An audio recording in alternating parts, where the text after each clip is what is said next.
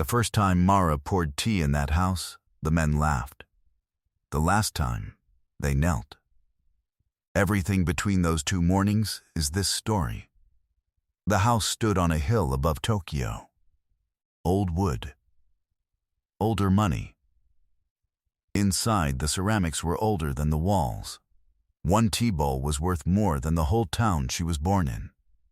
She learned that on her first day. A woman named Yuki told her, smiling, to be careful not to break anything she could never repay. Mara broke nothing.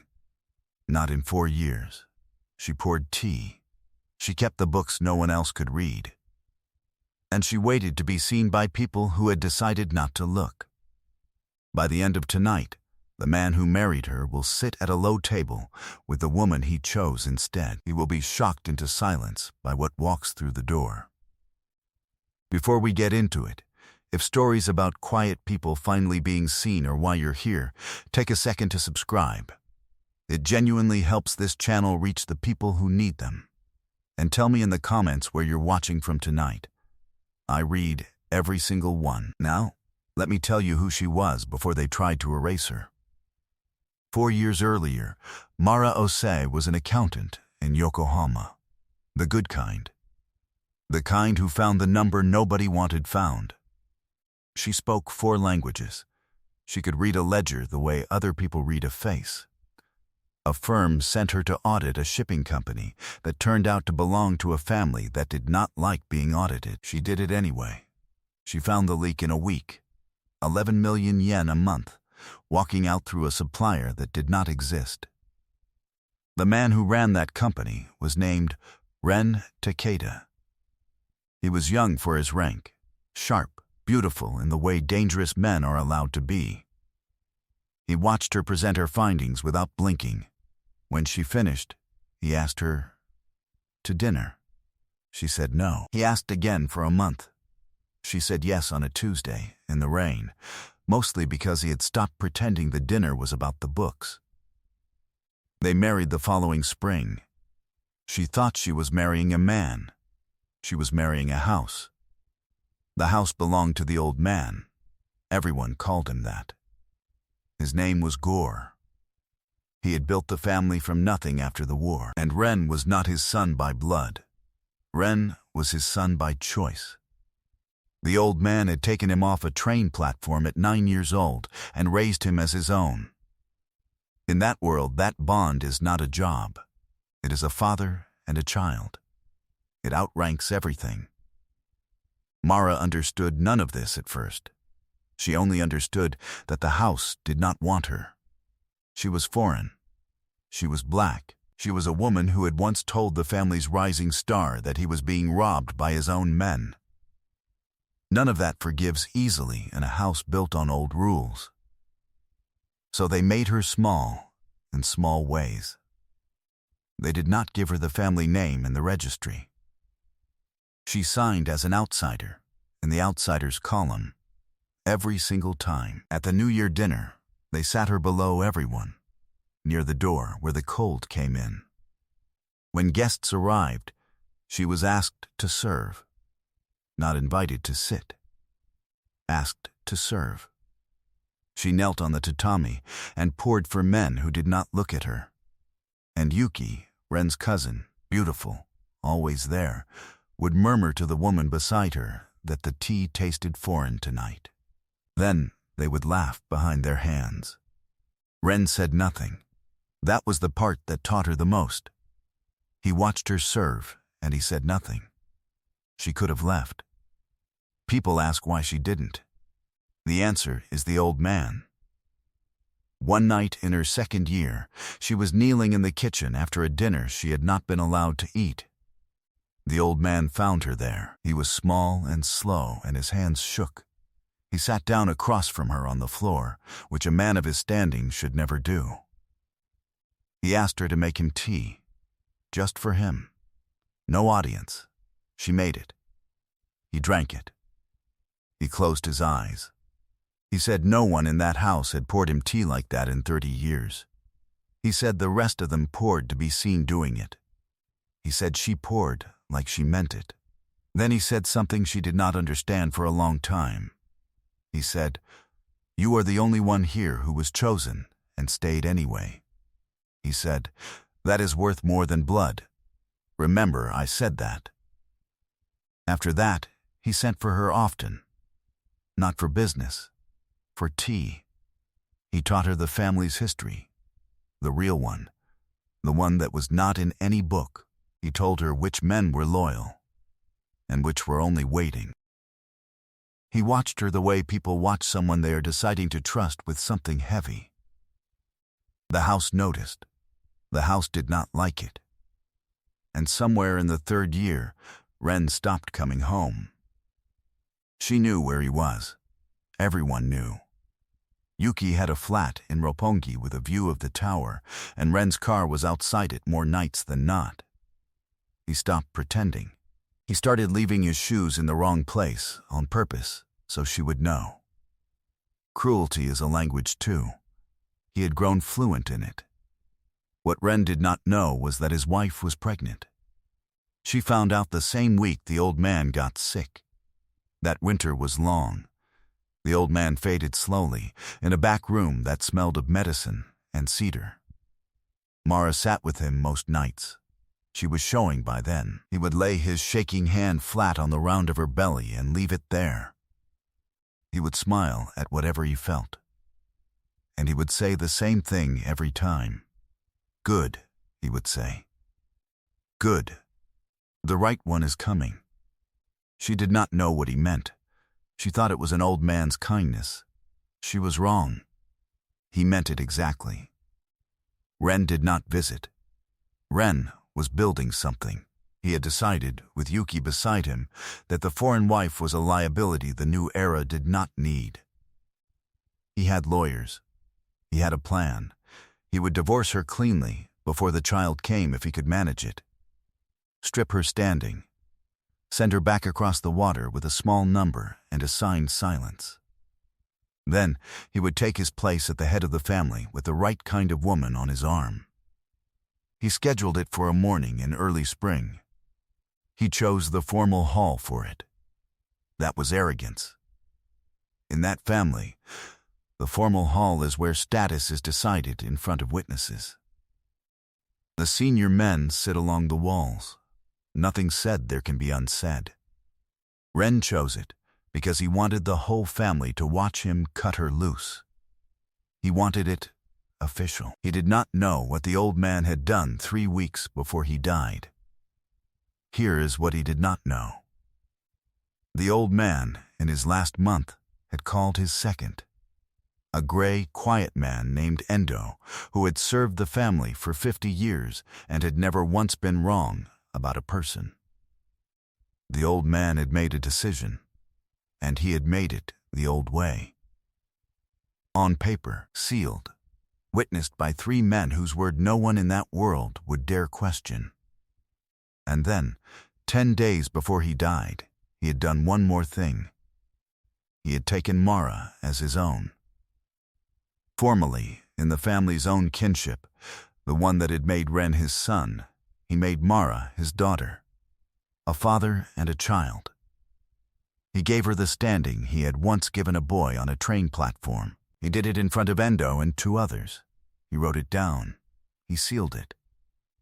And he told no one else, because he knew exactly what would happen if he told them too soon. She was not the outsider anymore. In the only law that house obeyed, she was the old man's daughter, which made her Ren's elder, which made her, by every rule they lived and died by, above him. She did not know any of this on the morning of the divorce. She only knew she had a 3-week-old son asleep against her chest, a summons to a formal hall, and no reason left to be afraid of a room. So she went. She wore black. She did not bring a lawyer. She carried the baby in a plain cloth wrap, the way women in her own family had carried babies for 100 years, and she walked up the hill to the house that had spent 4 years teaching her she did not belong to it.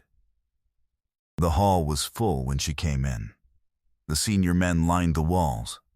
Ren sat at the low table at the head, in a suit that cost more than a car. and Yuki sat beside him. Beside him.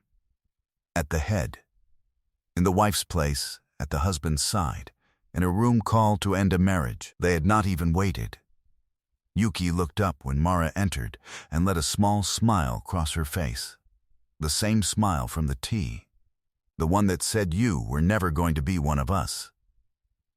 Ren did not stand.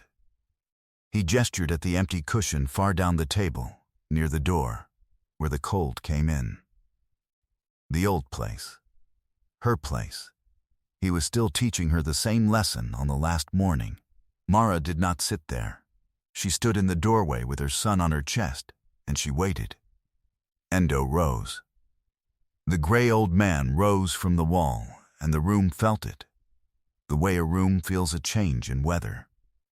He crossed to the center. He held a folded paper sealed with the old man's mark. The mark no one in that hall would insult by doubting. Ren frowned. He asked what this was. Endo did not answer him. Endo turned instead to Mara, and Endo bowed. Not a nod, not the shallow tilt you give a guest.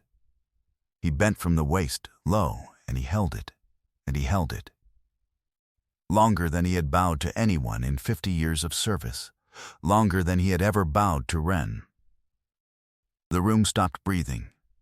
Then Endo straightened, and he read the old man's word aloud, and the word was this, that Gore, before his death, had taken the woman Mara as his own daughter, in full, with witnesses.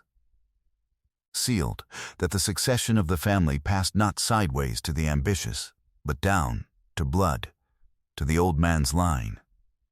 That there was one child of that line, the boy asleep against her chest, and that until the boy was grown, the family's center, its accounts, its loyalty, its final word, rested with the boy's mother, the old man's daughter. The paper did not tremble in Endo's hands. Everything else in the room did. Ren stood up too fast. He said it was a forgery. He said it was impossible. He said the old man had been sick, confused, that this could not stand. Endo looked at him the way you look at a boy who has broken something old. Endo said the old man had never been clearer in his life. Endo said 3 men had witnessed it, and named them. And every man in that hall knew those 3 names, and knew none of them had ever lied. Then, one by one, along the walls, the senior men stood, and one by one they turned to the woman in the doorway with the baby on her chest, and they bowed, not to Ren, to her. Yuki's smile was gone. She had half risen from the cushion at the head, from the wife's place she had taken without waiting, and she did not seem to know whether to sit or stand or run. No one was looking at her. That was its own kind of ending. In that house, being looked at was everything. And the room had simply stopped seeing her, the way it had once stopped seeing Mara. And Ren stood at the head of a table full of men who no longer answered to him, in a room he had chosen so the family could watch. He understood, finally, that they were watching exactly what he had promised, just not the way he had promised it. He looked at his wife across the length of the hall. He had 4 years of things he had never said. The room waited to see which one he would choose. What he had to do was worse than anything he could say. The rules of that house required it, and every man there was watching to see if he would obey them. He had to address her properly, by the standing she now held, by the word a younger man owes the senior woman of the family, the word he had never once given her, the word that means the woman above you. He had made her kneel and serve in this house for 4 years. Now he had to say it standing. He did. His voice was not steady. He gave her the title, out loud, in front of every witness he had gathered to break her. Mara did not smile. She had waited too long for it to feel like winning. She crossed the hall, not to the cold cushion by the door. She walked the length of it, past the bowing men, and she stopped at the head of the table, Where Yuki was still half standing, frozen, Mara looked at her. She did not need to say anything. Yuki moved. Yuki went to the far end, near the door, where the cold came in, and she sat where the outsider sits. She understood the arithmetic of it perfectly, because she had helped build it. Mara sat at the head, with the old man's grandson asleep on her chest. She asked, quietly, for tea. And a senior man who had never poured for anyone in his life went to the kitchen and made it, and knelt and served her first. She let the room be silent for a while. She had learned silence from the old man. She knew what it was worth. Then she began to speak about what would change and what would not. In short, plain sentences, the way she did everything. And the men leaned in to hear a foreign woman tell them who they were now. That was 6 years ago. The boy is in school now. He raked the garden with the old gardener last week, badly, laughing the whole time. The family is smaller and cleaner, and does not bleed 11 million yen a month to men who do not exist. Ren has a place in it. A real one, earned, far from the head of the table.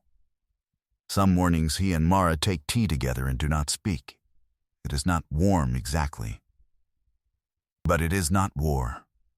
And for two people who once were both, that is its own kind of peace. Yuki.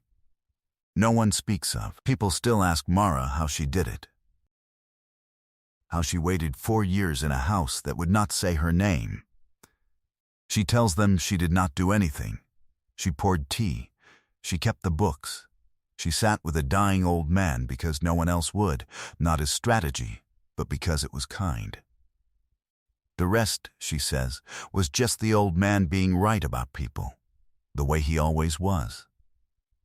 Here is the thing the tabloids never understand about power. They think it goes to the loudest, the one who takes the head of the table first, the one who stops pretending, who leaves his shoes in the wrong place, who chooses the beautiful cruelty because he mistakes it for strength.